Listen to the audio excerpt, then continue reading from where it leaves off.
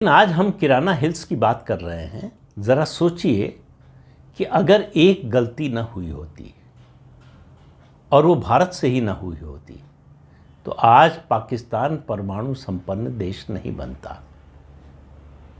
पाकिस्तान ने कोहटा में अपना पहला परमाणु संयंत्र बनाना शुरू किया। उस समय उस सेना के अध्यक्ष थे उनके ज़ियाउल हक, जिन्होंने मार्शल लॉ लगाया और सरकार के मुखिया बन गए थे। उनकी और 1977 में हमारे देश के प्रधानमंत्री बने मोरारजी देसाई, दोनों के अच्छे संबंध थे।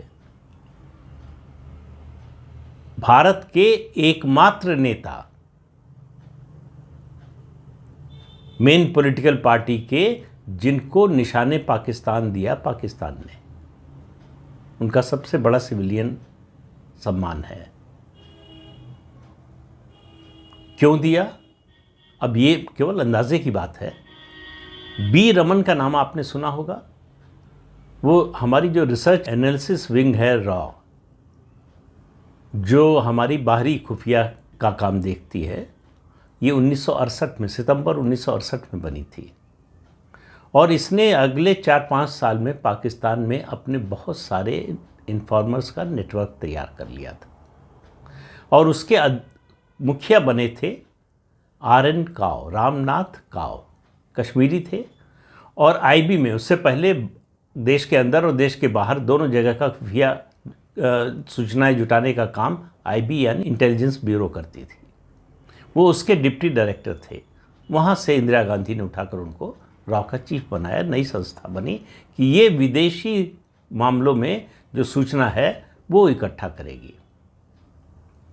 रॉ के एजेंट्स ने पता कर लिया कि पाकिस्तान की क्या योजना है, और जो इस प्रोजेक्ट पर लगे थे उनमें से एक साइंटिस्ट को इस बात के लिए तैयार कर लिया कि वो पूरा ब्लूप्रिंट और नक्शा दे दे रॉ के एजेंट को।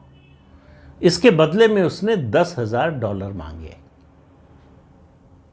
$10,000 की अगर देश की सुरक्षा की दृष्टि से देखें तो कोई बड़ी कीमत नहीं थी, लेकिन उस समय $10,000 बहुत होते थे। तो इसके लिए प्राइम मिनिस्टर की सैंक्शन जरूरी थी।